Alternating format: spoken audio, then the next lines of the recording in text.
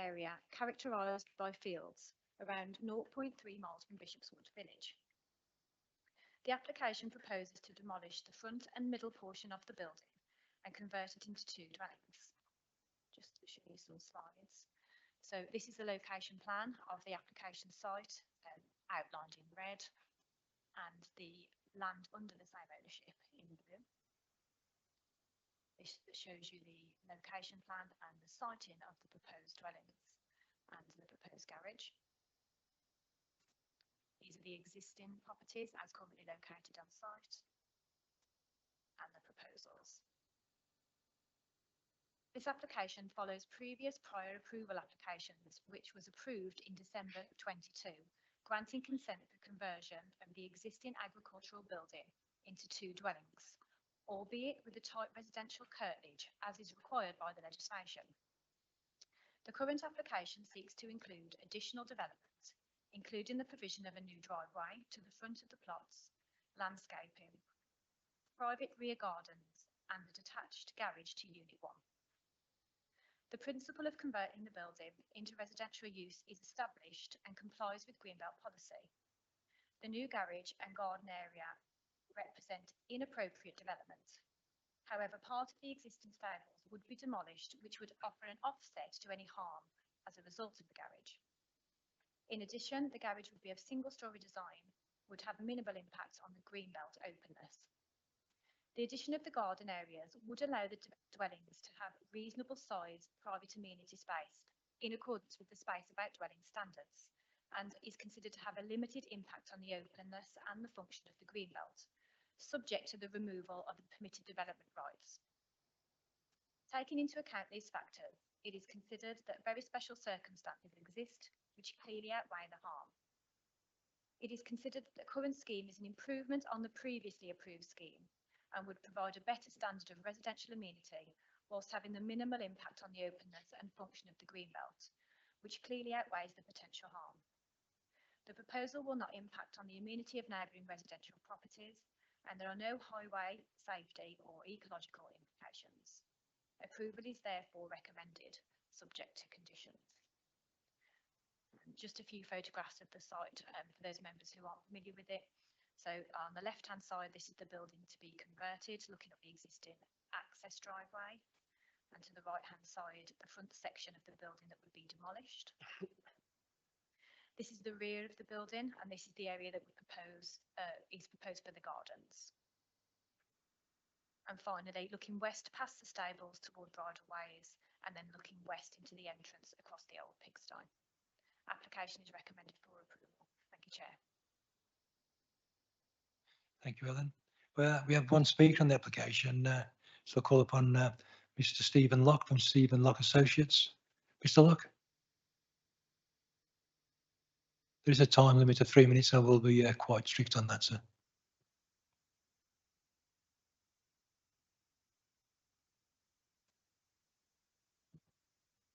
Okay. Good evening, Mr. Chair, members of the committee. My name is Stephen Locke, planning consultant and agent for Mrs. Patricia Spencer, who's the applicant and lives at Bridleways Farm.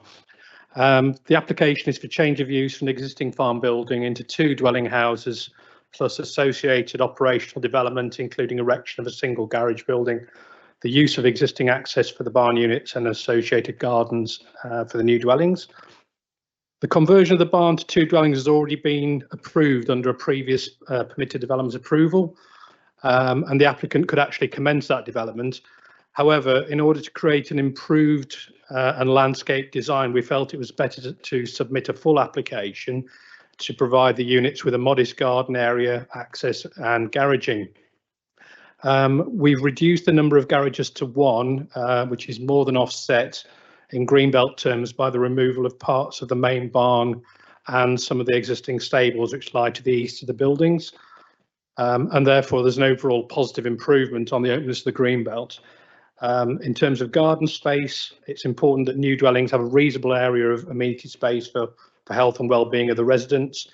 And the council also acknowledged the provision of adequate amenity space is important. The proposed gardens lie between the new dwelling units and the existing bungalow at Bridleways Farm. and there's negligible impact on the green belt.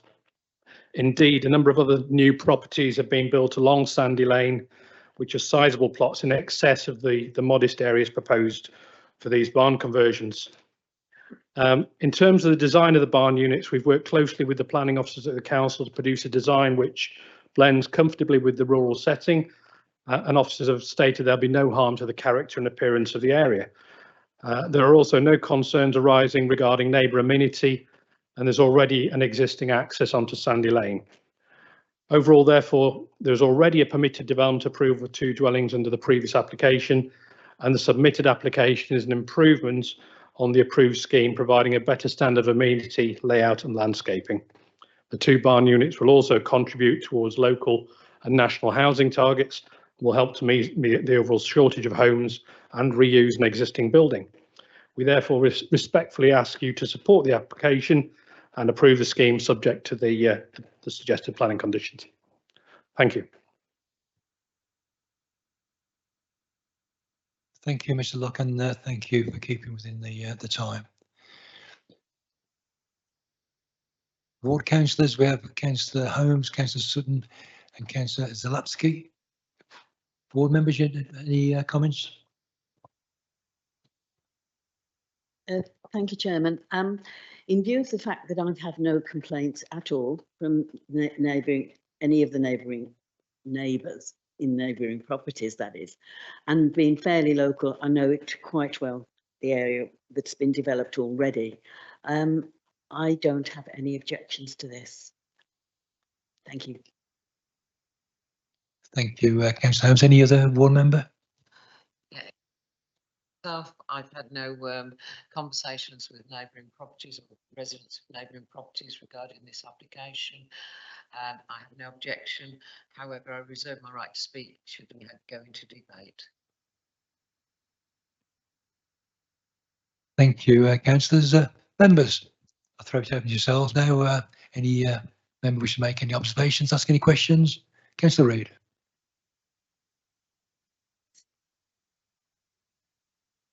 Whether the name Brideways Farm, is it still being run as a farm or is it now something else? Thank you, Councillor Reid. Helen, can you answer that? Oh, yeah.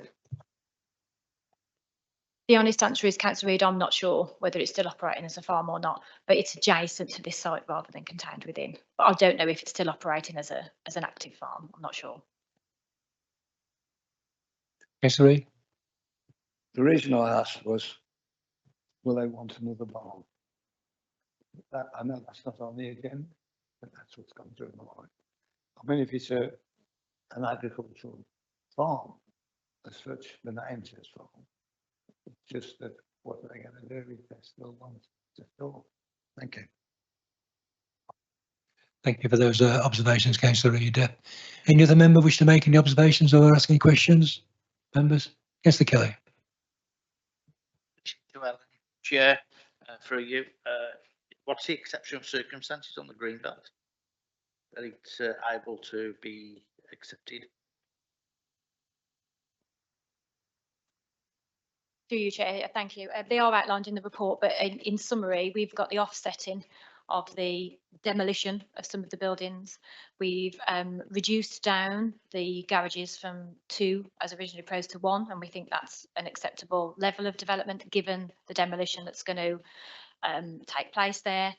And there is a benefit of this scheme compared to the previously approved scheme, which had no garden and no curtilage. So we think within family dwellings, it's better that you've got some outside space. So there's been a balancing exercise done there. And we do feel that there's an improvement here that can be offered to future occupiers. So that represents very special circumstances in this case. Councillor Kelly. Conditions relating to work and traffic and deliveries for that site? In terms of construction, during the construction process, let me just double check the conditions for you.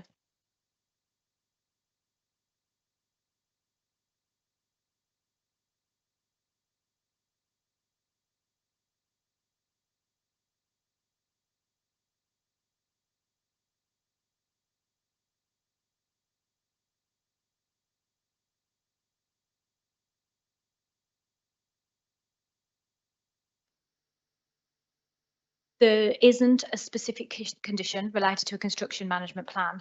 It would be down to the fact that there's obviously a fallback position in terms of the development can already take place, and it's 2 dwellings, so it won't be an awful lot of development coming and going. We have to accept within planning terms that there will be disruption during the construction process, but this isn't a high level intense development, but there isn't a condition recommended. Thank you, Chair. Okay, Councillor Kelly. Any other member wish to make any observations, questions? Any member wish to take this to debate? Councillor Steele. Thank you, Mr. Chairman. I was answering the first part of your statement. Yeah, go on, sorry. I don't wish to take it to debate, but it's been said that there have been no objections, but I noticed that Brewden Cove Parish Council still object. They objected to the original application and they still objecting. As a proud member of a parish council myself, I do think it's fair that we should listen to or have it explained why their objections aren't being taken into account. Shall I just read what it says? I was going to say yes. The parish council previously objected to application 22/968. We continue to object to the present proposal. The current plan does not represent the design or features that would enhance this rural green belt application. It is stated in the application that access is onto the highway. That is incorrect. But I know a new entrance was mentioned. So has that been? Yeah, it's a fair question. Through you, Chair. The original objection was to the principle, which now has been established, and that's been explained in the report, obviously because of the permitted development fallback. The design we feel as officers is appropriate, given the context. We appreciate that that's a subjective matter, but we do feel that it's appropriate. And in terms of the access to the highways team have reviewed it, don't have any issues, and there is 2 existing accesses. One of them will be closed off, so they were comfortable with the use of that proposed access. But yeah, thank you. Okay, Councillor Steele. Okay, members, no doubt you've all read the report and we're aware of those objections, but thank you for bringing it to our attention, Councillor Steele. Members, does anybody wish to debate the matter further? Councillor Holmes. It's hardly a matter of debate, Chairman, but it does mention several times in the officer's report that checks will be made as the progression of the development is made. And is this usual? We don't often get comments like that. And there are certain aspects of the application that you need to take note of and correct if they're not being done correctly. It's part of the regular enforcement process that we would take. That there's been some examples in the district of prior approvals being granted and then buildings being demolished, not converted. So it's been referenced to that. So as part of monitoring during regular site visits, which are undertaken daily by the development management officers, and any enforcement complaints we receive, we would manage that for you. Thank you. There was something special about this application that made it essentially be put into the report. That was all. Thank you. Okay, members, any other observations, comments? Councillor Sutton, I'll come back to you. Is there anything else you want to add? I'm fairly comfortable to support this application for approval. Thank you, Councillor Sutton. Members, you've heard the presentation speakers and the matter has been discussed and debated and now put to the vote. And this is to approve the application. Members, please indicate.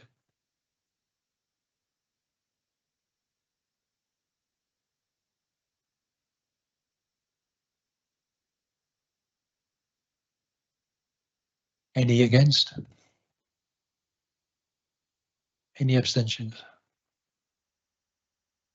Okay, thank you, members. That application has been approved, subject to conditions. Mr. Locke, you're quite welcome to stop and listen to the rest of the rest of the meeting, but if not, have a safe journey out. We now move on to the next application, which is application number 2300931 FULM. That's land south of Four Ashes, Deep Moor Lane, Latherford. Presenting the application is Mr. Brown. Mike?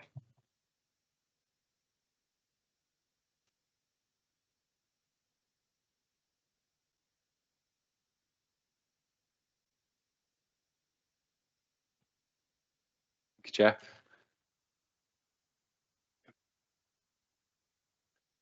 The site comprises 31.2 hectares of agricultural land, currently primarily used for sheep grazing.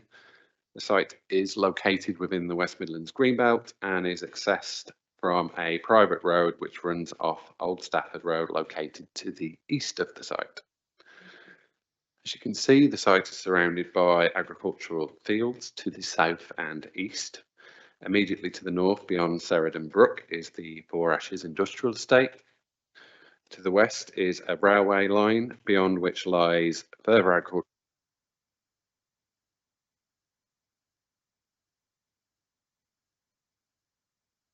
at Bar Farm.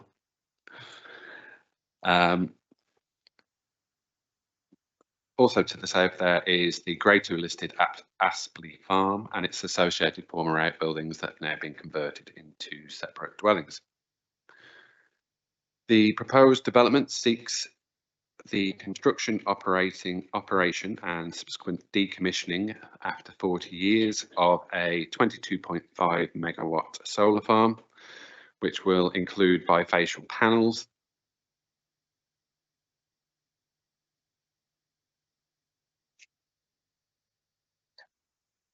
fixed on a mounting system running east to west across the site with a southern orientation. The majority of the panels would have a maximum height of 3 metres, although some would be raised to 3.8 metres to the northern part of the site where it's close to the brook.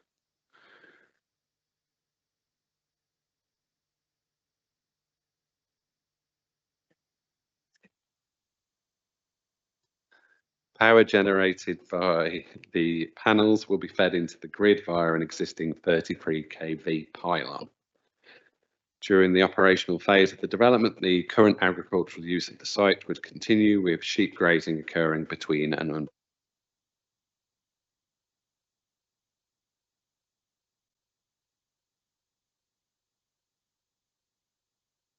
The private access drive that allows for access to the fields passes under the Network Rail owned railway bridge, as evidenced here. As is apparent, HGVs would not be able to pass under or through this structure, and as such, panels would need to be set down on an off-site construction compound, details of which are proposed to be secured by Condition 6, and thereafter transferred to the site via small vehicles which would be capable of going through the tunnel. The second photograph, this shows a view from the other side of that bridge, looking across a small cropped field which does not form part of the application. Towards the current hay fields, we can see in the distance where the panels are proposed to be installed. Here we are standing along the southern edge of where the panels are proposed to be installed, facing west. In the background there is the raised railway line. The second photograph, tracking north from the same location, we have the 33 kV pylon, which is the smaller of the two, the small timber structure beyond the very large pylon, which is obviously in the background of the picture there. And that would be where the link into the grid would be proposed. Next, please. So tracking west, we can see Aspley Farm behind the belt of trees there. As noted within the landscape strategy plan, a 20-metre wide tree belt is proposed to be planted in that area. So from where I'm standing, going towards Aspley Farm. The final photograph we have here shows a view looking northeast from the southern boundary of the site, with the Viola building at Four Ashes evident in the background. In terms of the planning balance, when considering the acceptability of this proposal, the following is apparent. the solar farm would constitute inappropriate development of the greenbelt, which would spatially diminish its openness, and by causing a degree of encroachment into the countryside would conflict with one of the purposes of including land in the greenbelt. In accordance with the NPPF, substantial weight on this matter weighs against the proposal. The scheme would, however, positively contribute towards the national target of achieving net zero and also aligns with aiding to address matters arising from the Council declaring a climate change emergency. Suitable positive weight must be afforded to this issue. The scheme would see the repurposing of 28.4 hectares of BMV land, albeit in this case site constraints associated with vehicular access limits the land's use solely to hay production and sheep farming, the latter of which would continue unaffected by these proposals.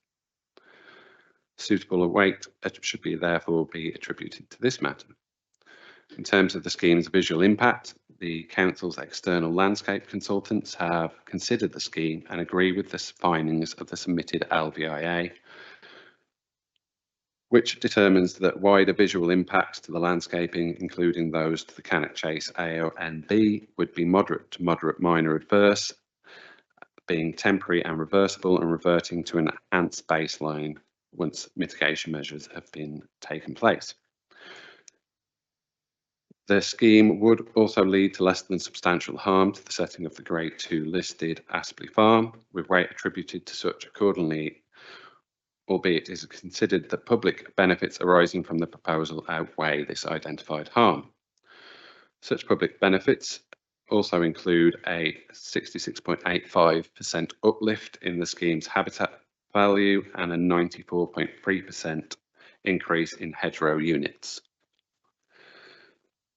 The scheme's impact on highway safety has been considered acceptable by both the local and national highways authorities, with subject to appropriate conditions as recommended and agreed by the applicant. The impact of the scheme's impact on residential amenity, flood risk, railway movements, protected habitats and arboriculture are all considered to be acceptable. Given this assessment, on balance, it is recommended that this application be approved, subject to the conditions as detailed. Thank you. Thank you, Mike. We have the speakers on the application. And I call Mr. David Ralph, who's speaking against the application. Mr. Ralph, sir.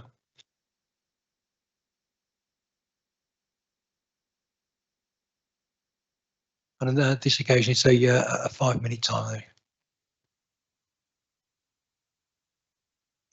Okay, yeah. My name's David Ralph. I represent Mr. and Mrs. Hadlington, who reside at Aspley Farm, the Grade 2 listed property, which forms part of this development. Essentially, the proposed application includes the use of the private access road leading off Old Stafford Road. They own that private access road. Okay, there's a number of other concerns to do with some of the documents, such as heritage impact assessment, the flooding assessment, traffic management and so on, but I'll stay with the access road. The biggest concern really is that the damage that the proposed developments will cause in gaining access to the site.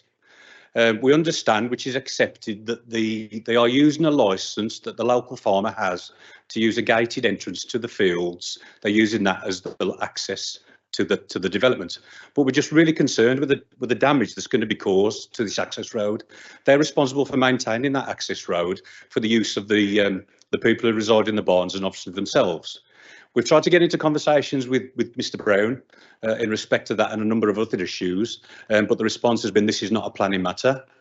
We've tried to get into conversations with Mr. Halstead, who's the representative of the applicant, with no response whatsoever. We have had a site meeting, which was, to be honest, a bit disappointing. We've also exchanged emails, but the response basically is we've got access using the licence as provided by the farmer. So that really is the concern of their property. They own that road, and they ultimately, with damage that's caused, then they're responsible for maintaining, and that's their cost. And what we're struggling to understand is how the planning department or authority can approve a scheme that essentially could lead to a member of the public being out of pocket financially. We tried to resolve it, understanding perhaps it isn't a planning matter. I'm not a legal expert on that, but it's just this disregard to Mr. and Mrs. Adlington, really. We'd like that to be considered more so officially, with more so of an official response on that. Okay, whether that be from the applicant, whether that be something put down as a condition somewhere on the consent, if there's a consent, whether there's a construction management plan somewhere and all that discusses it, which there isn't. I don't believe there is at all. So we'd just like more consideration on that aspect of it, really. Now, there's a number of other things as well, particularly in reference to the Erigid Impactor Statement that's been provided by the applicant's, I guess, historical guy, whoever he would be, I forget now. But initially, they submitted their document, and the Conservation Officer, Mr. Higgins, said that he didn't agree with the zero impact that would have on Aspley Farm, which I disagreed with it myself. I thought, well, how can this be the case? Basically, what we're doing is we're creating a solar farm in the field adjacent to Aspley Farm, and by the nature of that solar farm being where it is, and the position of an existing solar farm, the industrial development that's on the road just across the way, that's basically extending the development area of that industrial development by linking it all together, and that then will be next to the Grade 2 listed property of Aspley Farm. How on earth we could consider that won't have an impact on that property from an asset point of view? I'm flabbergasted, really, to be honest. I just don't think there's been enough consideration, really, at all to do with the access and also the impact on the property. Also, as well, there's the flood risk assessment, which I think basically recommends that it's not a flood risk area. That is like a floodplain there. That access and round the back of the property on the fields is like a floodplain. It's not accessible at all than by say agricultural plants like tractors, that sort of thing. It is like Mr. Adlington is having to implement land drains to drain the waterway back to the brook, because it's just unusable. We're really concerned the fact that these trucks and the delivery are just going to destroy everything surrounding Aspley Farm. Another couple of issues as well. The ecologist report says there's no impact on any of the ecology there. How could a development of this nature have no impact on the ecology in the surrounding area, particularly something of the scale of this, the creation of the compound, the creation of the access? How can that have no effect on the ecology at all? That's just struggling to understand that, really. Okay. 1 moment, if you would, please. Yeah, I think that's it, really. Just to summarise, really, is I think we have real concerns that Mr. and Mrs. Adlington really are going to be out of pocket with this for the repairs needed to that driveway that they're responsible for maintaining, and the application doesn't cover it in any way or sense. Also, as well, I think some of the reports, the flood risk assessment. Sorry, Mr. Ralph, the 5 minutes are up, but thank you for presenting your case so eloquently. Thank you. Okay, thank you.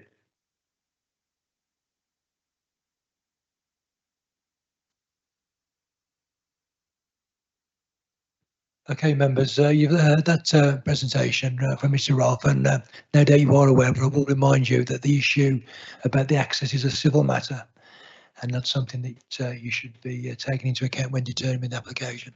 It's a civil matter. Speaking in favour of the application is,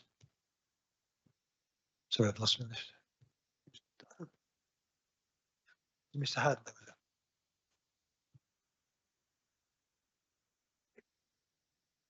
So, Mr. Halstead.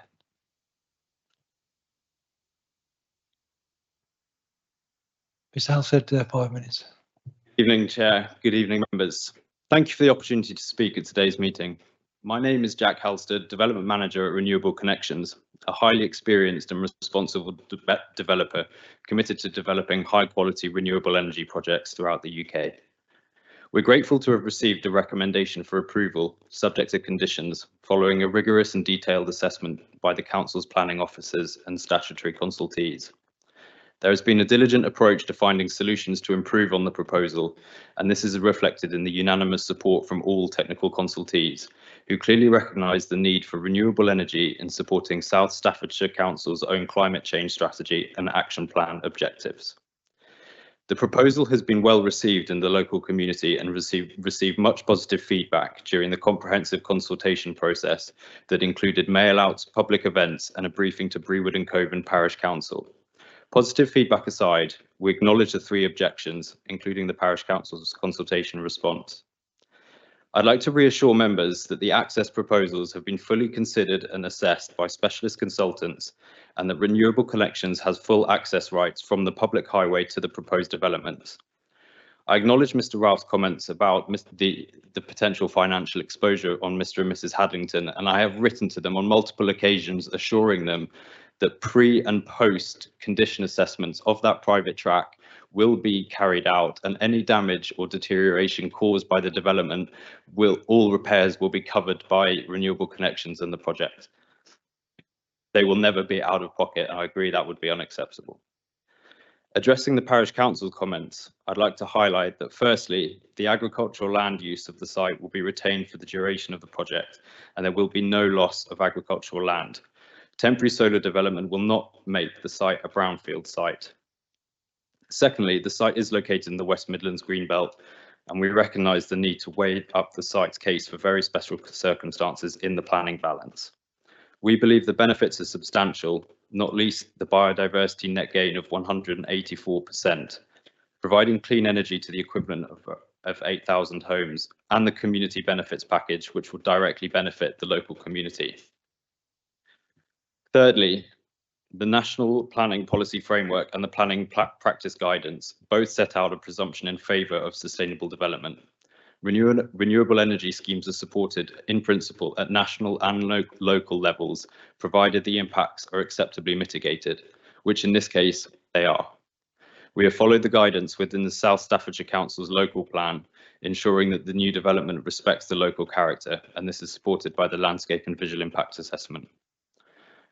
The site is completely invisible from the north and west due to the industrial estate and the banked mainline railway. The site sits in the shadow of Veolia's energy recovery facility that sits less than 100 metres to the north. The officer concludes that the proposal would result in less than substantial harm to the residential receptors to the south. In this instance, the officer states that the less than substantial harm is considered to be outweighed by the considerable public and environmental benefits of the scheme, making this site an ideal site for solar development. While not a material consideration for the determination of this application, Renewable Connections will provide a community benefit fund of £2,000 per megawatt to be paid to Brewood and Coven Parish Council on energisation of the solar farm. Furthermore, £3,000 per year will be made available to the Staffordshire Wildlife Trust and a local registered charity, the first being Brewood and District First Responders. Aside from generating clean energy and the direct community benefits already mentioned, the wider benefits of deploying solar are hard to understate. In the UK, we're simultaneously fighting a climate crisis and an energy security crisis, as well as battling against the rising cost of living. The population has really felt the impact of rising energy costs. This project will contribute to improving energy stability and security, bringing domestic energy production to the fore, helping to reduce bills. In summary, members have before you today a well-received project with full officer and technical consultee support. I urge you to support your officer's conclusion that the wider benefits of the development are considered to significantly and demonstrably outweigh the adverse impacts of the proposal and approve the application. Thank you very much for your time. Thank you, Ms. Halstead. Can you turn your mic off?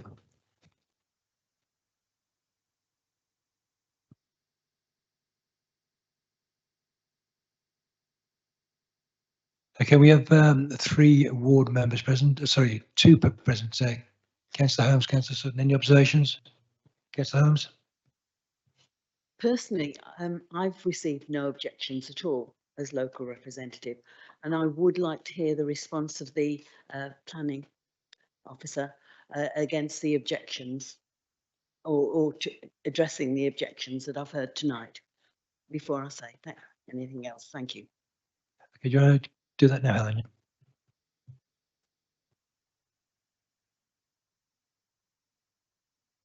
Thank you. Yeah, through you, Chair. I just want to come back on the point about the land ownership because I think it's a really important issue. I don't want members to consider it's been disregarded. It hasn't. There's only so much remit the legislation allows us to have, as you know, in planning committee and in planning decisions about private matters, civil matters and land ownership matters. I want to give you the assurance that the correct notices have been served and all the checks and balances have been done for the purposes of the planning application before you this evening. And any grant of planning permission does not overrule the civil rights and the civil matters that still exist between the parties. So just to try and give members the comfort that all the correct procedures have been followed for the purposes of making a decision at planning committee this evening. I'm going to hand over to Mark to come back on a few of the other issues. Thank you. Thank you. In terms of the heritage impact, as Mr. Ralph commented, the original report received by the council effectively stated there was a nil impact upon the character of the listed building. The council's own conservation consultee disagreed with that, sought additional mitigation measures from the applicant by means of the tree belt that I touched upon in my report, which we are now seeking to secure via condition as part of the consent. As a consequence of that, his view was that the impact of the scheme would be less than substantial harm. Now, in terms of the weight that's afforded, according to the NPPF, you have to balance that against the wider public benefits of the scheme to determine whether it's acceptable or not. And obviously, that's what we've sought to do within the committee report, and we've come to the conclusion that we have, which is to recommend the application for approval. So, yes, we didn't fully agree with their level of harm identified in conservation terms, but that didn't lead to us considering the scheme to be unacceptable. Moving on to the matter of flood risk, that has been fully considered. It has been assessed by the relevant consultees and determined to be acceptable, in that obviously certain measures have been taken in terms of the design of the scheme, such as the raising in height of the panels within that northern section, which falls within the higher flood areas. And obviously the applicant's not going to want their panels to go swimming off down the brook, because it's going to damage them, and so that's not going to be within their interest. So these matters have been given careful consideration. And then finally, in terms of the ecological impact, obviously agricultural fields as a rule have very low ecological value. They look very pretty, but in terms of ecological value, because they are managed in a certain way, their value is very low. In this case, because we are introducing a number of meadows and additional planting and reinforcing hedgerows, etc., as touched upon by myself within my presentation and the applicant there is a very large ecological uplift, and we have to give significant weight to that when we come to make a decision. So hopefully that answers those questions. Okay, Councillor Holmes, does that answer your questions there? Yes, it does. Thank you, Mr. Chairman. I've read all those sort of remarks, and there has been no objection either from any of the bodies that have been approached regarding this application. So I accept what's been said this evening by the officers. Thank you. Thank you, Councillor. Councillor Sutton. In relation to my observations, I'm interested to hear the debate in relation to this matter before I decide whether to support this application or not. I have some reservations from other residents along this particular length of road in relation to the impact on the area and on the local communities. But I will wait to listen to the debate before I make a final decision. Thank you, Councillor Sutton. So members, I'll throw it open to you now. Any member, any questions, observations, or wish to debate? Councillor Reid. I just want to address the concerns that the first speaker was describing, and that's damage to the farmland and the road. I, of course, have experienced when somebody drops an easement on you and you've got no say in the matter whatsoever. But I'm sure that if the public saw the agreement that has to be made between the owner of the land or the landlord and then what will be the tenant, there will be sufficient in there to cover any damage at all, be it the road or the field, or when perhaps they have to remove, that land has to go back to what it was before. So I feel that his concerns are probably in a document that we don't have sight of, but it's there and it always will be there to cover both parties. Thank you. Okay, yeah, Councillor Reid, thank you. Any other members? Councillor Harper with us. Wallace. Members have heard my comments before about the climate emergency, the energy security issues that we've got in this country, also the food security. We need to make sure farms have the ability to make money and don't go out of business, and this is a revenue stream that they can use since funding's been cut for them. The MPPF kind of ties our hands here, as with other applications that we've had. Another note that isn't necessary for this application, but there's a new government who's doing a lot of planning legislation. Who knows what they could do in terms of putting houses on this potentially instead. So if there's solar on there, that would maybe be difficult, but I know that's not a planning concern. One thing I did want to ask as a question was in terms of like the maintenance of the road. In previous applications, I'm sure I've seen, you know, we've kind of put conditions in for sweepers for if there's construction going on a larger housing development. We've mandated the sweepers to clean the roads to make sure they're in good state. Could be right or wrong, but I'm pretty sure I saw that. Could we utilise some of the powers that enable us to do that in order to ensure that the access condition, the condition of the road is maintained throughout the build of this, and add that as a condition to this application? Thank you, Councillor Harper Wallace. Mike, you want to take that? Thanks, Chair.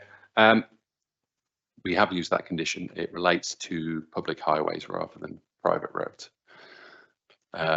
So yes, that's why we haven't suggested it in this case, because it relates to a private highway rather than a public one. Councillor Harper Wallace. Does that mean that we can't use it though for private road, whether we've not done it in the past? Like legally, could we put a condition that mandates the maintenance of the road taken at the start of the construction and then at the end? Mike, you going to take that? Yeah.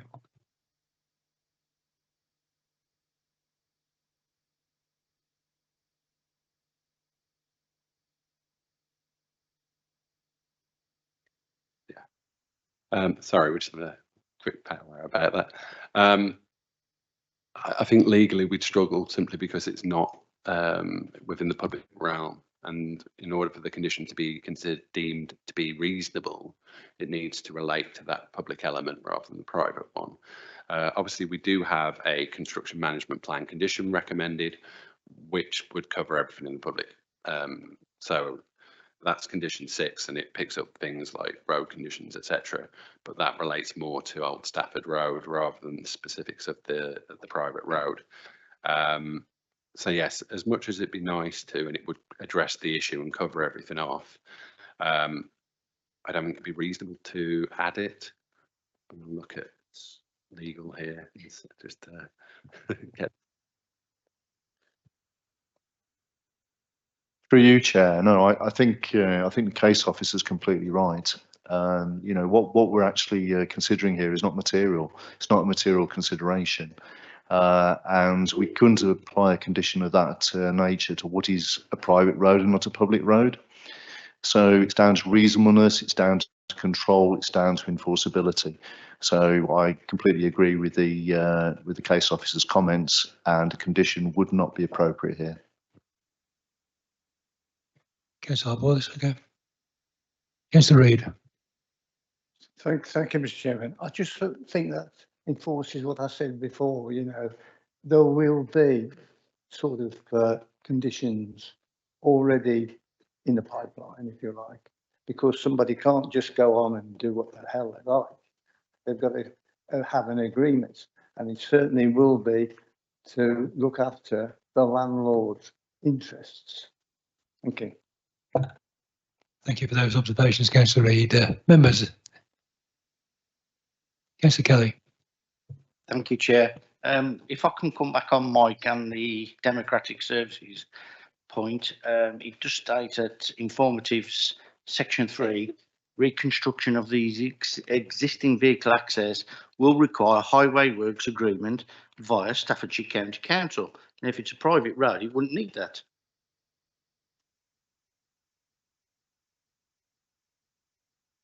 Thank you, Chair. That relates to the alterations needed to the access on Old Stafford Road itself, rather than the any works to the private road.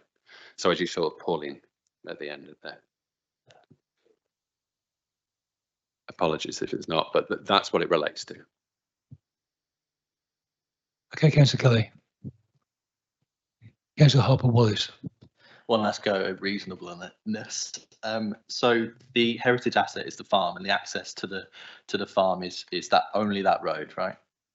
So could reasonableness be applied there, that if the state of that road fell into bad disrepair, then it would affect the heritage asset and then be a harm on the heritage asset.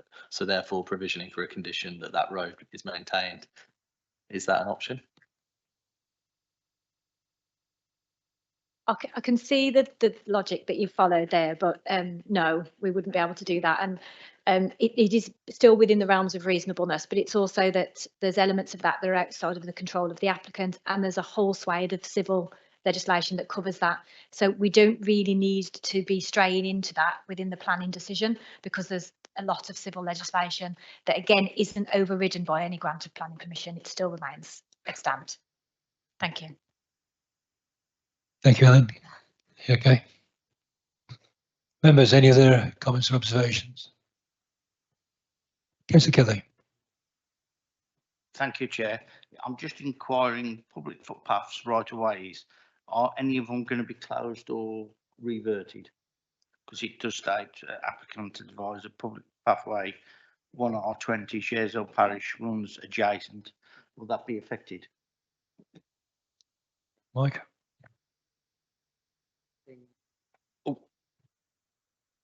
Thank you. It won't be affected. It's off-site. We put that on there just to make the applicant aware that it's there and not to put any panels there whilst they're waiting to shift them into place or something like that, basically. No, there shouldn't be any impact there. And obviously, if there is, then there's legislation there to cover it, because you're not allowed to block up the footpath. Councillor Kelly, okay. Councillor Sutton.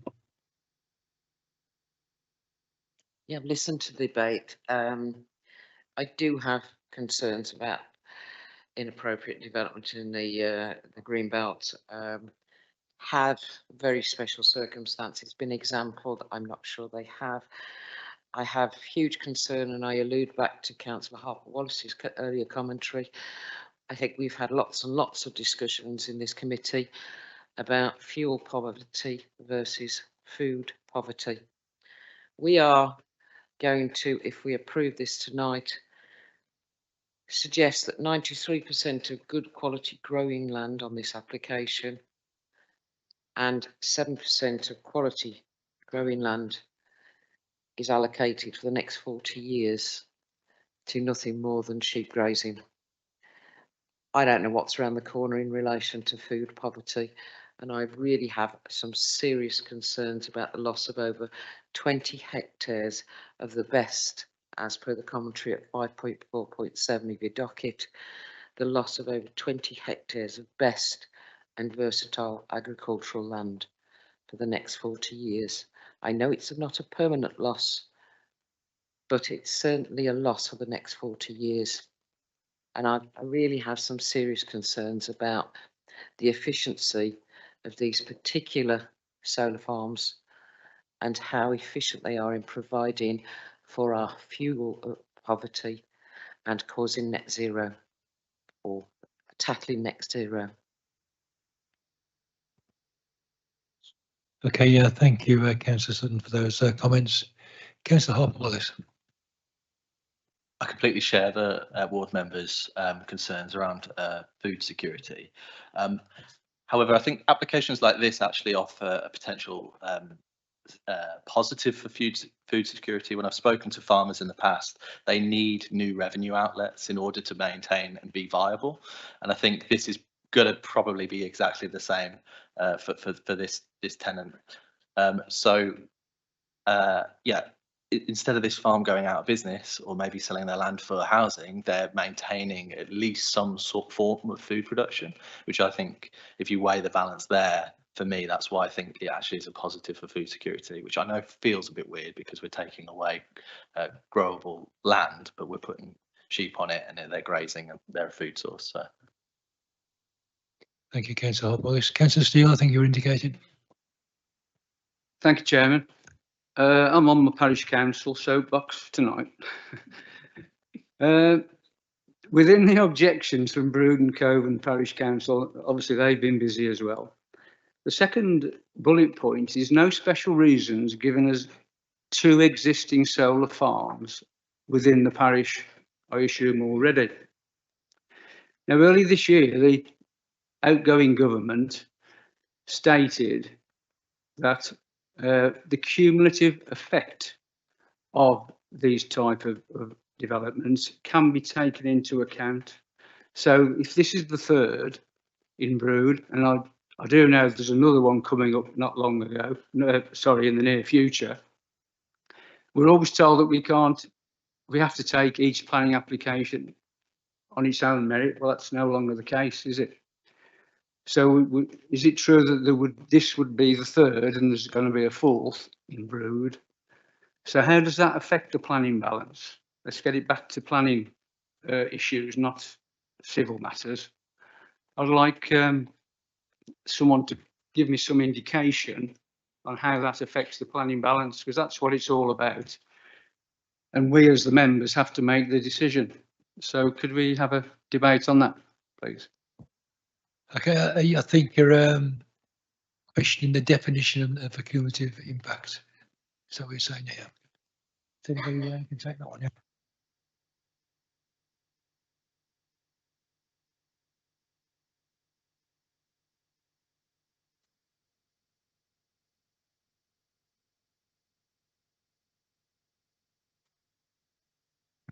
Thank you, Chair. There were a couple of points made there. Returning to the first one regarding loss of BMV, obviously in this case, because of the limited access to the site, the farmer can't really utilise those fields for the growing of crops currently anyway. So obviously it's utilised for hay production currently, but generally is utilised for sheep farming as a rule. So that would continue unaffected really by the proposal, simply because of the limited access to the fields that's available there.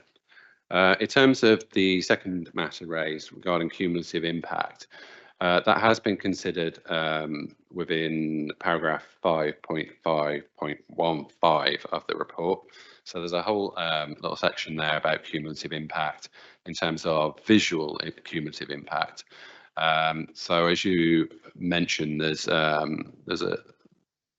this ongoing solar farm at Bar Farm, which is 4 hectares and located to the northwest of the site. In fact, you probably pick it up on the plan there that we have up on the screen. The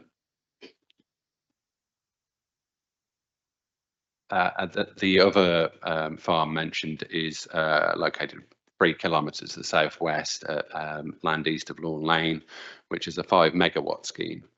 So there are 3 within the area.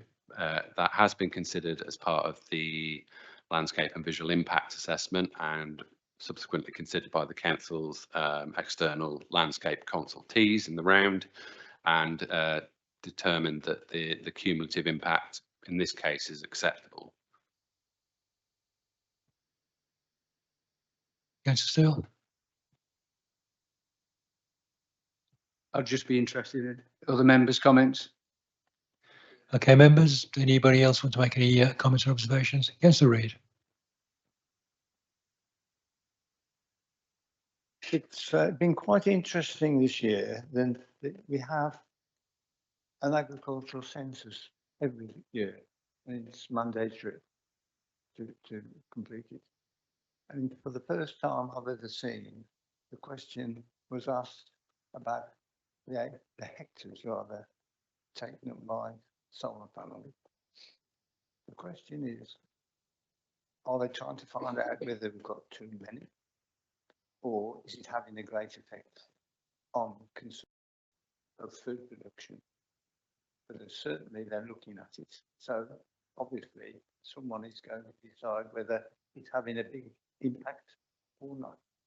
And then with that, we've got the fact that we need to find the energy. And that's the biggest question that we've got to face. Thank you. Thank you for that contribution, Councillor Reid. Members?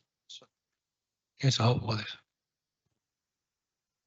Just because the councillor reminded me that we obviously got a new change of government, and just looking at the previous things that has happened in relatively short time, they've taken off the ban for onshore wind. So that's one thing, and they've also, I believe, Ed Miliband, the Energy Secretary, gave a development consent order for a large solar farm. So I guess again, in the interest of our hands being tied, if we were to reject this, is there a possibility that the Secretary of State for Energy would get involved, or do they have the powers to do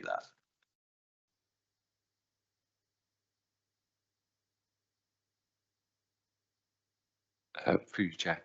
I mean, we'd have to wait and see. Obviously, if there was an appeal that was made, then we'd have to wait and see what happened to that appeal. As you mentioned, there has been 3 DCO approvals granted in the last week.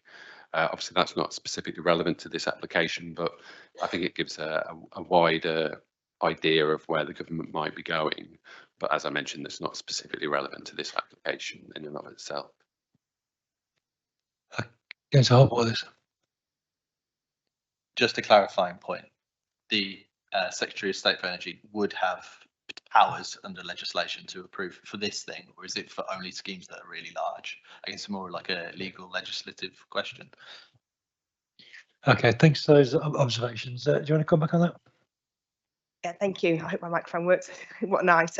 Just to say, no, the planning process is different in that if members decide to overturn the office recommendation and refuse it, it will go to the planning inspectorate, and it will be an inspector appointed by what is now the Ministry for, it's gone back, Ministry for Communities and Local Government, and that minister would have the ability to call it in if it disagreed. So the energy, I mean, things may change because written ministerial statements are coming out, as we know, but as it currently stands, the determination of this, if it goes to appeal, would be through the usual channels of the Minister for the Department for Communities and Local Governments, rather than the Energy Secretary. They're separate offices and separate government departments. Okay, yeah, thank you for that. Members, we've had an interesting discussion there about general issues. I'm keen to get back to this actual application now. Has any members got any comments or observations on the application before you? Members? Councillor Cope. Thank you, Chairman. As members will know, we have looked at some of these other solar farms. So, my dilemma with this one, my own opinion, looking at this, there's not a big community objection to where it's situated. The others, there were community objections. As regards to the issue about BMV land, that's best quality growing cropland as against sheep grazing. The policy actually says that the applicant should have looked at poorer quality land. Now, where the problem with this one is, it's the size of the solar farms. This is 32 hectares, as against when we look at battery sites, they're only 3 hectares. Now, I've looked at the area, and quite honestly, this is dictated by where the power lines are. And consequently, I don't think there's any poorer quality land in that area that would accommodate 32 hectares. Had it been a battery, then it would be 3 hectares, and there are smaller pockets of poorer quality land. So it's different criteria. The fact that the local community hasn't particularly objected, and it's isolated, and I know the area well because the footpath is the boundary of my parish council, Shares Hill. So on balance on this one, I'm going to be supporting recommendation according with the officers, but that's the policy. Poorer quality land should have been considered when BMV is being offered, but it's where the line is and whether there is sufficient large volumes of land of poorer quality in the area. So I should be going along with the officer's recommendation. Thank you very much. Thank you, Councillor Cope. Any members, any more observations, comment or debate on the application before you, members? Councillor Kelly. Thank you, Chair. It's just on what Councillor Cope has said and what we've been told previously. One, best versatile land for production. This is only category good, whereas there's some that are really, really good. And we've also been informed previous applications that they have to wait on a list and need to be priority for connection. Where are they on this one? Mike? A little coughing fit there. Yes, bear with me. They have advised us where they are in the queue. From memory, it's next year. Yes, target energisation date of the 1st of April next year. Councillor Kelly, okay with that? Councillor Cope. Just to comment on that, you'll know that the government wants to roll out these particular projects. There isn't the capacity. They're being linked to Bushbury Power Station, same as the one at Penn. There isn't the capacity to take all of these applications. There is a queue, and some of the applications are going to have to wait 5 to 8 years to connect. But there's a rush to get the planning applications in. At the moment, it's first come, first serve. These are ahead of the queue for any forthcoming ones, but that's not a planning consideration. But that's the answer to your question. There's a massive queue, and National Grid has just raised a rights issue for so many £1 million to increase the capacities of their grid. So there's many more going to come our way. Thank you. Again, members, I'm keen to get the debate and observations back to these applications. Anybody, any other observations on this application, members? Councillor Chapman. Chair, just a couple of comments really. I noticed with the landowner who's written in support of the application, stating that the grade 3 classification of the land shows that it's not particularly suitable for arable crop production. And we go on there to say, historically the land has been utilised for the grazing of sheep, as access to the land is limited for large farm machinery to cultivate and harvest crops on the land. As such, the land is categorised as permanent pasture, being unsuitable for incorporation into the arable rotation on the wider holding.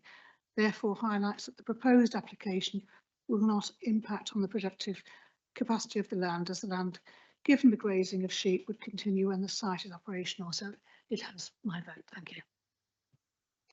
Thank you, Councillor Chapman. Members, any more comments, observations or debate? Okay, we'll move to the vote. And I'm asking you if you would vote in favour of the application. Those should.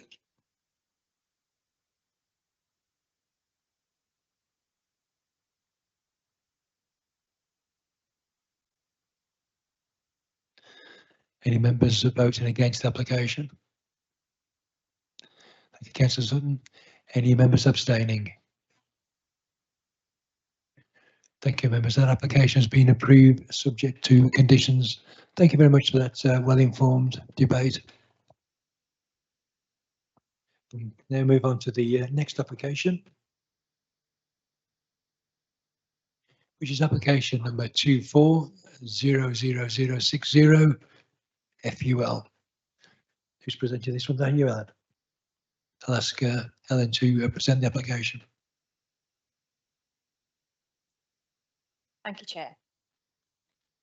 The application site is located to the western side of the A449, approximately 100 metres south of the village boundary of Penkridge within the West Midlands Greenbelt. It is bounded by the main coast railway line to the west, the former mineral railway line to the north, and the A449 to the east. There is an existing authorised use for personal and temporary planning permission for 5 pitches, including 1 double pitch, on part of the application site, which is extant until the 12th of April 2025. This application includes the temporary site and proposes a northern extension to provide a further 2 pitches, comprising 7 in total. Permanent permission is sought for the whole site. The existing access is to be used, and a landscaping plan has been submitted showing additional planting along the A449. So that slide just shows you the site plan as existing and as proposed. The application would provide permanent occupancy for the named occupants and their dependents who have occupied the site since 2015. There would also be a new occupant who requires a permanent pitch on site to be near his family members for support and care whilst receiving medical treatment. The need for further pitches since the temporary grants has risen from resident dependents becoming adults and requiring their own pitches for their families. The proposal for 7 permanent pitches would represent inappropriate development in the Greenbelt, where a moderate level of harm would be caused to the openness. Very special circumstances therefore need to be demonstrated. The application site has been put forward for allocation under the local plan review to accommodate permanent pitches to meet the needs of the family and their dependents who have been living on this site since 2015 through the grant of temporary planning consent. The past appeal decisions acknowledge that there is a need for the family and their dependents to have a settled base, and the lack of available sites in the district means that a temporary permission was thoroughly justified. The situation remains the same with the family's needs, and there is still to be a considerable lack of available sites in the district to meet the demand. It's also not contested that the new occupant would benefit from a settled base near family members to receive support and care whilst he undergoes treatment. Whilst the need and lack of alternative sites would not normally constitute very special circumstances to allow permanent pitches in the district in the Greenbelt land, considerable weight must be attached to this site being put forward for allocation in the emerging plan to provide permanent pitches to meet the needs of the family. Details of the Gypsy Traveller accommodation need are included and detailed in the officer report. So this is the proposed site plan that I'm sharing with you now, and this shows the plan for the area and the amenity blocks that are proposed associated with each site. This is the existing internal layout when you look from the access road and the internal road looking north across plot 1.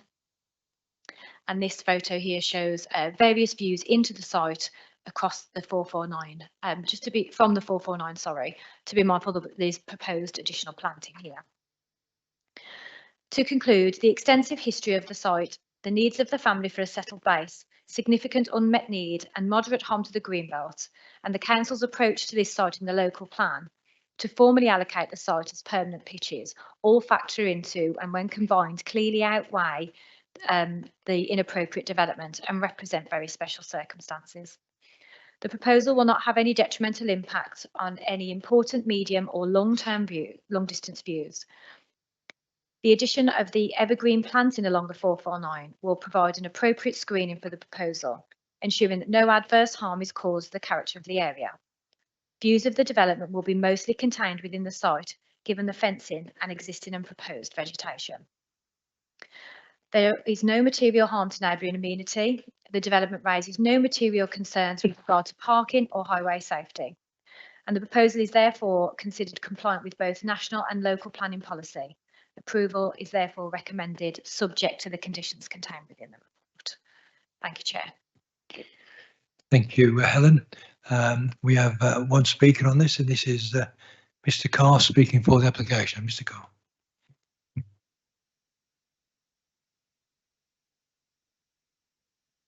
Mr. Carr, it's 3 minutes, please. Thank you, Chairman. Good evening, members. My name is Mike Carr, Town Planning Consultant, and I represent gypsies and travellers across the UK, along dealing with lots of other planning matters. I've been involved with the family for probably 10 months now. I've dealt with become aware of the whole policy situation in South Staffordshire, how it's developed, how it's developing further through what's the new local the publications plan from, issued in April 2024, and more importantly, as importantly, the Gypsy Traveller Assessment Needs Assessment that was produced by the council's representatives. That's identified quite a substantial need across the borough. Now, in this case, the family have been on site since probably at least 2015. There have been Gypsy and Traveller developments on and around that site since probably 2009-10, and it's become part of the landscape, as it were. Now, the case officer report identifies all of the material planning considerations and highlights how those planning considerations can be considered individually and as a bundle as very special circumstances that outweigh the harm to the openness of the Greenbelt.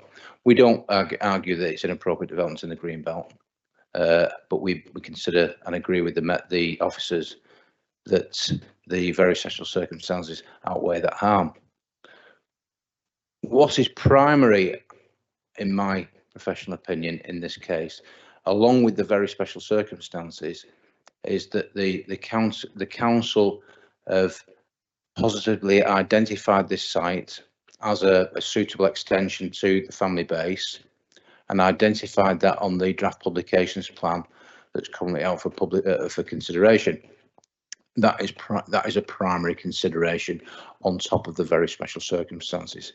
In effect, that allocation or proposed allocation on the local plan supports and enhances the very special circumstances. I think the officer report is extremely thorough, covers all the historical, current, and lends itself to other issues that may crop up in the future in terms of other demand. But we're dealing with this particular site. The officer report sets out all the material considerations. There are conditions which will control the development suitably and reasonably, and I would ask that members go along with the officer report and grant planning permission for a permanent site in this case. Thank you. Thank you, Mr. Carr. We have ward members present. We have Councillor Adams and Councillor Kelly. Councillor Adams, any comments, observations?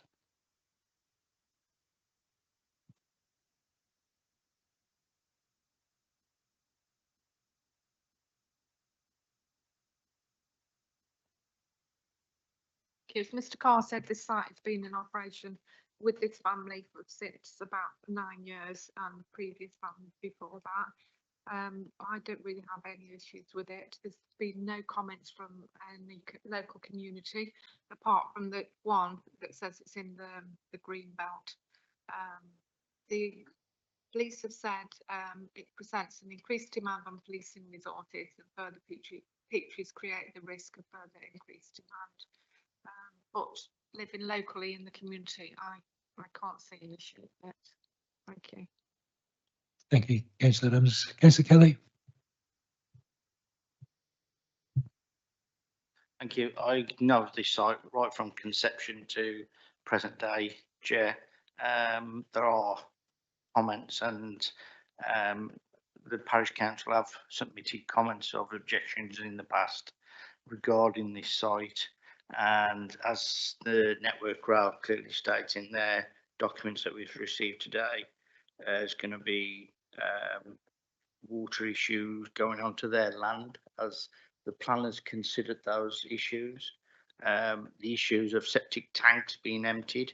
Will the vehicle access points be big enough to be able to take that, especially if they're coming in on that one site area? That tight right hand bend is really tight. Would a HGV at that size be able to go down that part of the road. Yet it is in green belt, and but there's also the issues of fencing that Network Rail say that's adjacent to their land that could cause a safety issue as well. Just those points, and I'm fully objecting against this, Chair. Okay, yeah, Mike, sorry, Helen, you want to cover those points? Sorry, Mike. Yeah, no problem at all. Through you, Chair. Yeah, you'll see the substantial comments that have been made by Network Rail, and obviously they've got their own asset that they need to protect and make sure that that's considered as part of any development proposal. They are now at a point where they're comfortable that it can be sorted out through a separate permit process. Obviously, it doesn't. Back to the original comments we made earlier, that doesn't overrule the civil matters. They'll have to be adhered with, and Network Rail are very well renowned for monitoring and managing their own assets. So any issues there would be taken as a civil matter. There's nothing that we would be granting here this evening that would stray into being a concern for Network Rail. It would just need to be picked up through the permitting process. In answer to your question about the drainage provision, there are septic tanks on the site at the moment. It will be a provision for an additional 2. It's not a great deal in terms of additionality to what's being served at the moment, so that provision is fully accepted, and the Highways team have reviewed it and don't raise any concerns. So yes, we appreciate the intensification, but we don't consider there to be any issues with that. Thank you, Chair. Thank you, Helen. Councillor Kelly. Yeah, just on the point of the green belt element, what are the exceptional circumstances to quantify to be able to meet that threshold? Yep, of course, it is outlined in the report, as you will see, but the need and the settled base for the family and the care required for the additional individual on that site has all been weighed in the planning balance. So we are saying it's inappropriate development. We are progressing to very special circumstances, but in this case we consider that on balance, when you take everything into consideration, they do exist. But a lot of that does result around the need, and we can't overlook the fact that it's been allocated in the emerging plan. That's also been given weight. Thank you, Chair. Councillor Kelly, okay. Councillor Adams. I just want to pick up another point. Penkridge Parish Council haven't made any objection this time. You might have done in the past, but we're not considering that now. So we have got to realise that apart from it's on green belt, that was one comment locally. That was okay. That was all. Thank you. Councillor Harp-Wallis. Thank you, Chair. While I'm not the ward member, I'm a Penkridge Parish Councillor and also District Councillor for Penkridge. I know the site well. It's a very small site, and when we talk about it being in Greenbelt, it's like in between the A449 and this train line. So it's a very small site. It's barely Greenbelt. I imagine it would probably be called Greybelt at some point. Got to get it in. Yeah, no, this site's been there ever since I've been in Penkridge. It's got a long history, and turning it from temporary to permanent, it seems like the logical option. Do you have a question around in terms of is this a net gain for our allocation in terms of traveller sites, or is it where's the council stand in terms of this local plan and then potentially future local plans? That probably falls to me. So yeah, it's a really good example of, obviously we've discussed with members about obviously we've got a significant need, and the emerging local plan is struggling to meet that need. And we know through the emerging policy that the idea is to be supportive where it's appropriate to do so in appropriate locations of existing sites. I think this is what this application represents. So obviously it is an allocation, so it's not allocated for the number that's here but it is the same red line boundary, which is important. So they've actually managed to achieve more on there than we thought was possible, similar to what we see in housing applications where we have a minimum number and the numbers are higher. Again, in the same way, it will count to our requirements. It will be like a windfall in the same way as a housing windfall. So when we do our monitoring year on year, yes, we could show that we've delivered more on this site than what we had proposed to in the allocation. So it will still count, yes. Councillor Harp-Wallis, okay with them? Yeah, it just sounds like a win-win to me, and we can put a dent in our needs, basically. Thank you, Councillor Harp-Wallis. Members? Any other comments or observations? Anybody wish to debate it further? Oh, Councillor Kelly. Just one point, Chair, through you. The road is on a 60-mile-an-hour road. If it is minded to be passed, could that have a traffic order to reduce the speed?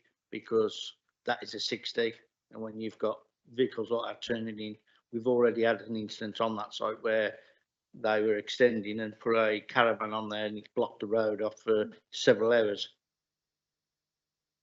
Thank you, Councillor Kelly. Councillor Helen, is that fall within our remit? Obviously, I'm just going to reiterate the point that it was considered by the Highways Authority. If they felt that was necessary and relevant to the development proposed, they would have recommended that. Obviously, there's going to be an issue for a very short period of time while it's a bit like construction, isn't it, when you approve any development, but we would expect that to be handled in a sensible and temporary way. But no, there would be no requirement to reduce the speed down. It wouldn't be necessary to make the development acceptable in this case. Thank you. Councillor Kelly, okay. Okay, members. Okay, members, I'm minded to move to vote and to vote in favour of the application subject to conditions. Members, please indicate.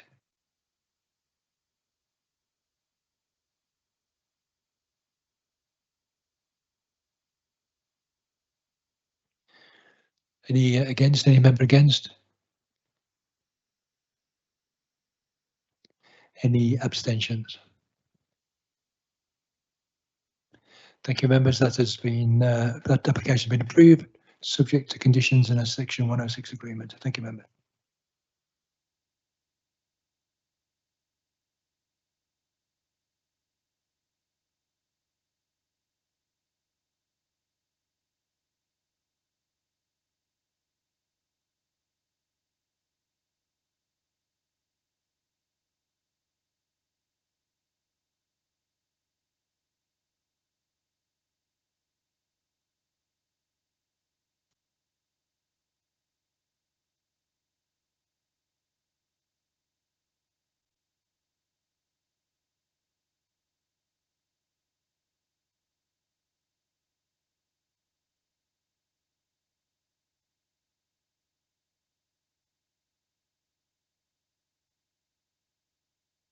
Members, just I beg your indulgence just to give Councillor Cope just a few seconds.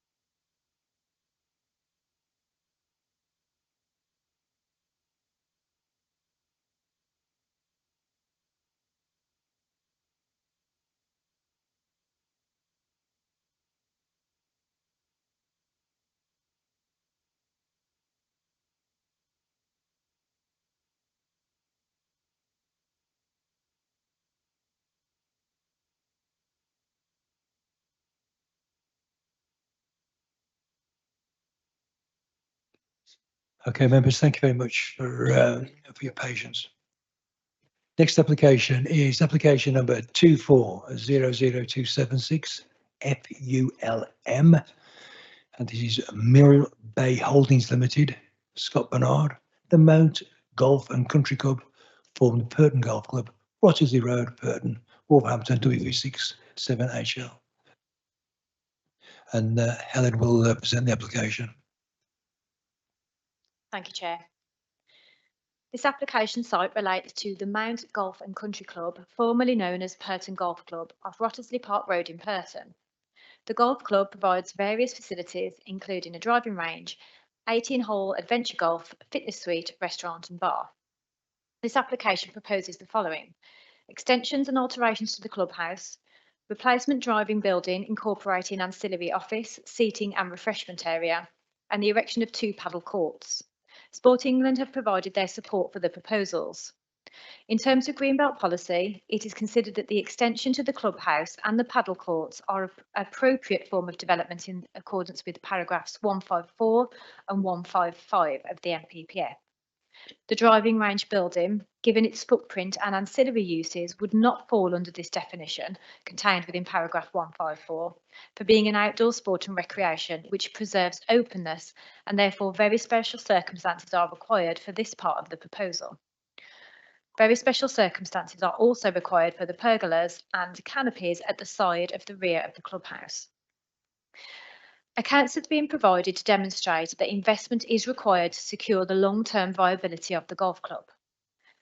The integration of the TrackMan technology into the new driving range would elevate the golfing experience.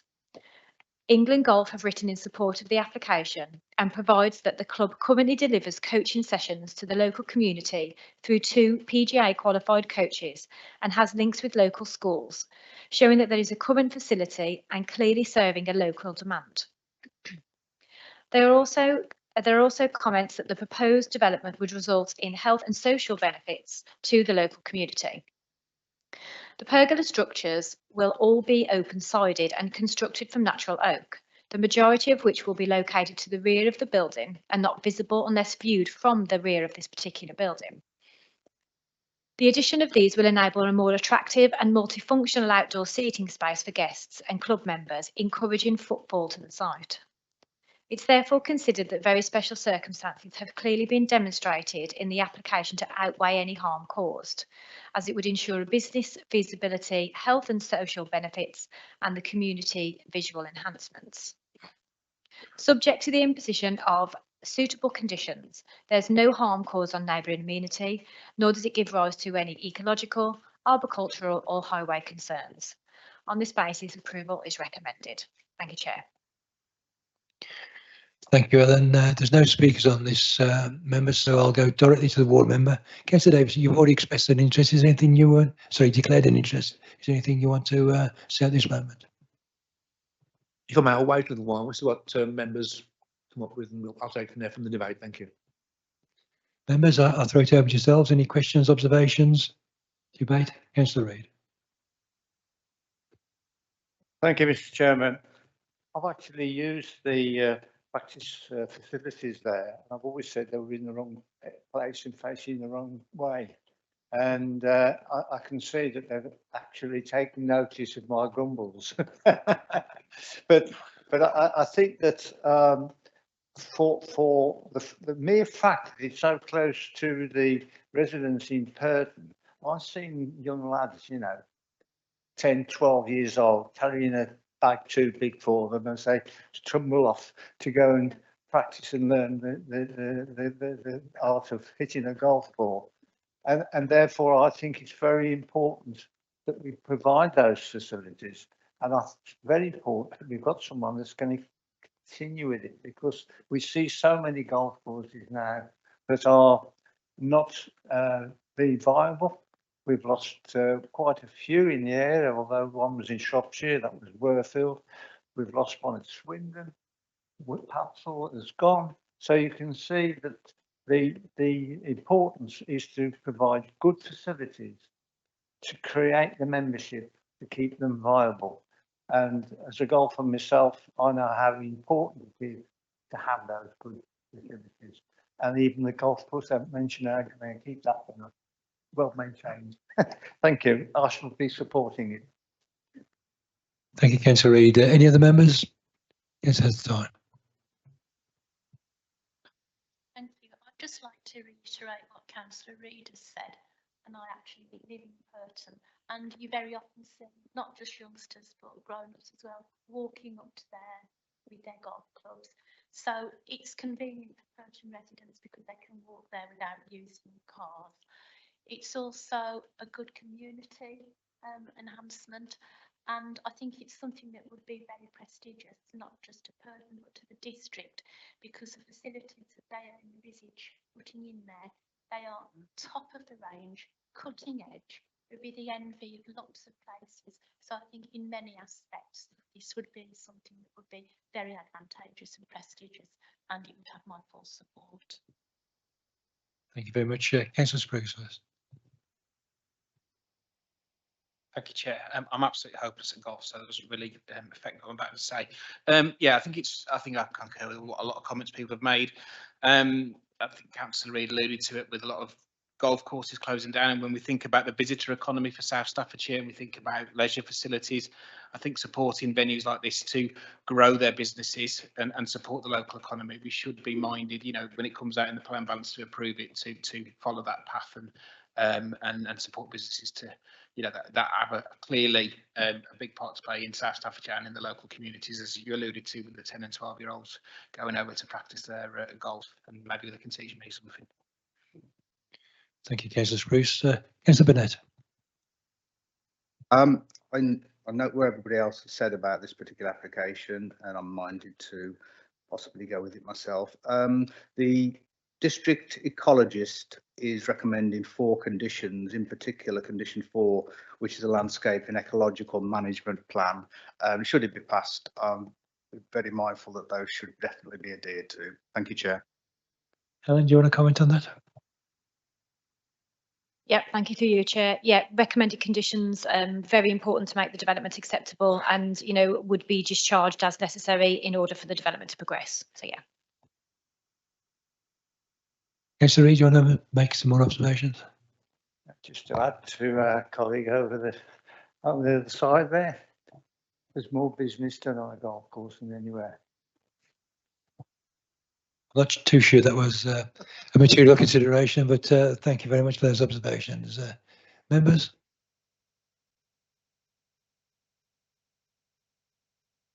Members are minded to move to the vote. Sorry, Councillor Davis, were you going to vote?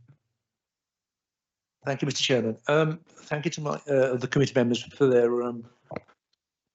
support, I should say, really. There are no objections whatsoever to this application, and as they've all said, the local, economic impact on Perth and indeed on South Staffs will be very, very good.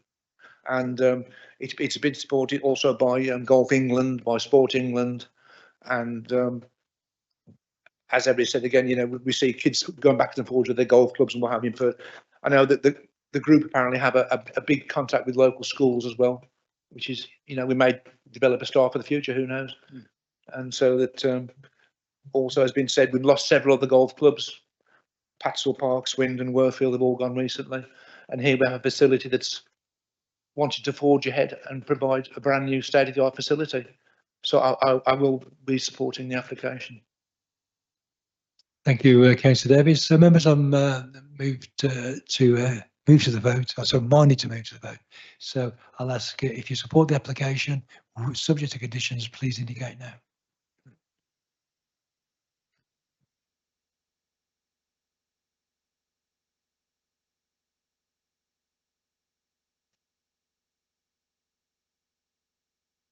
Any members against?